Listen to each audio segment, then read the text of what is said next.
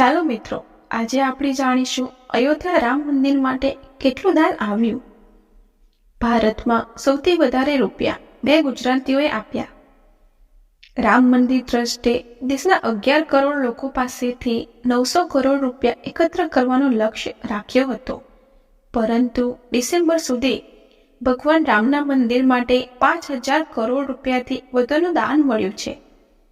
અયોધ્યામાં નિર્માણાધીન રામ મંદિરમાં ભગવાન રામલલ્લાના અભિષેકને હવે ગણતરીના દિવસો જ બાકી છે। ભગવાન શ્રીરામના ભવ્ય મંદિર માટે ભારત અને વિદેશના રામ ભક્તોએ ઉદાર હાથે દાન આપ્યું છે। જ્યારે અયોધ્યામાં રામ મંદિરના નિર્માણનો પાયો નાખવામાં આવ્યો ત્યારે કોઈને ખાતરી નહોતી કે રામ ભક્તો એટલું દાન કરશે કે માત્ર વ્યાજના પૈસાથી મંદિરનો પહેલો માળ પૂરો થઈ જશે। અયોધ્યામાં રામ મંદિર માટે દાન આપનારા ઘણા રામ ભક્તો છે। રામ મંદિરને અત્યાર સુધીમાં 5000 કરોડ રૂપિયાથી વધુનું દાન મળ્યું છે। શ્રી રામ જન્મભૂમિ તીર્થ ક્ષેત્ર ટ્રસ્ટ અનુસાર મંદિરના સમર્પણ ફંડ ખાતામાં અત્યાર સુધીમાં 3200 કરોડ રૂપિયા આવ્યા છે। નોંધનીય છે કે રામ મંદિર ટ્રસ્ટે દેશના 11 કરોડ લોકો પાસેથી 900 કરોડ રૂપિયા એકત્ર કરવાનું લક્ષ્ય રાખ્યો હતો, પરંતુ ડિસેમ્બર સુધી ભગવાન રામના મંદિર માટે 5000 કરોડ રૂપિયાથી વધુનું દાન મળ્યું છે।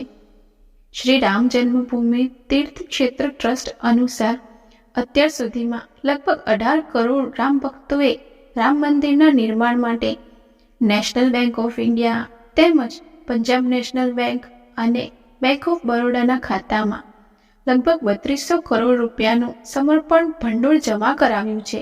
ટ્રસ્ટે આ બેંક ખાતાઓમાં દાનમાં આપેલી રકમની એફડી કરી હતી, જે વ્યાજના આધારે મંદિરનું હાલનું સ્વરૂપ બનાવવામાં આવ્યું છે।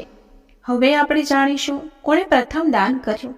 અયોધ્યામાં રામ મંદિરના નિર્માણ માટે દાન એકત્રિત કરવાની ઝુંબેશ એટલે કે નાણાં એકત્રીકરણ અભિયાન 14 જાન્યુઆરી 2021ના રોજ તત્કાલીન રાષ્ટ્રપતિ રામનાથ કોવિંદ દ્વારા શરૂ કરવામાં આવ્યું હતું। રામ મંદિર માટે દાન આપનાર સૌપ્રથમ રામનાથ કોવિંદ હતા। તેમણે ચેક દ્વારા શ્રી રામ જન્મભૂમિ તીર્થ ક્ષેત્ર ટ્રસ્ટને 5 લાખ રૂપિયાનું દાન આપ્યું હતું।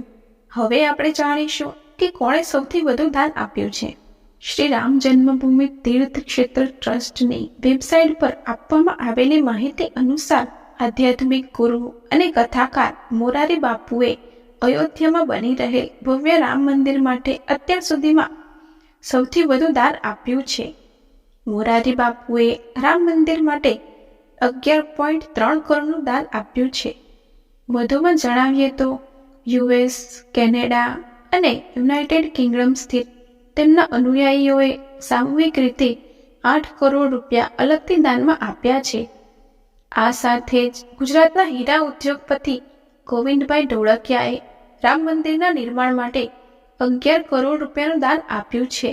ગોવિંદભાઈ ઢોળકિયા ડાયમંડ કંપની શ્રી રામકૃષ્ણ એક્સપોર્ટના માલિક છે। હવે આપણે જાણીશું પ્રથમ વિદેશી દાન કયા દેશમાંથી આવ્યું। અયોધ્યાના રામલલ્લા મંદિર માટે પ્રથમ વિદેશી દાન અમેરિકાથી આવ્યું હતું। અમેરિકામાં બેઠેલા એક રામ ભક્ત જેણે નામ જાહેર નથી કર્યું, તેમણે મંદિર ટ્રસ્ટને 11,000 રૂપિયા દાન તરીકે મોકલ્યા હતા। હવે આપણે જાણીશું મંદિરની પ્રાણ પ્રતિષ્ઠાનો ચોક્કસ સમય। 22 જાન્યુઆરી 2024ના રોજ ભગવાન રામલલ્લાનો અભિષેક થનાર છે। આ સમારોહની તૈયારીઓ હવે અંતિમ તબક્કામાં છે।